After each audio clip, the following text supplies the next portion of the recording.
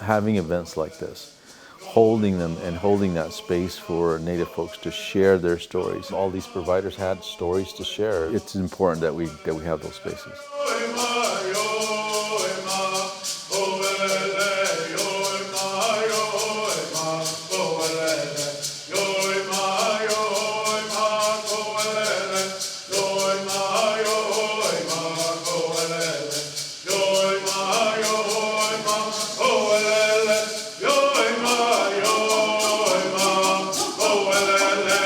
We make an assumption that people know what historical trauma means. Not only what it means, but how does it affect us and how does it affect our families. And so the more conversations that we have, that people are going to be able to take this information and reflect on how it's affected their lives and their relationships with their family.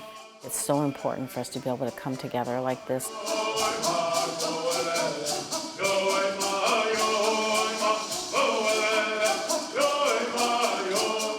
What I was mostly impressed with was a skit done by the Native youth regarding opioid addiction and the use of Narcan. To see our youth act that out was really impactful and emotional.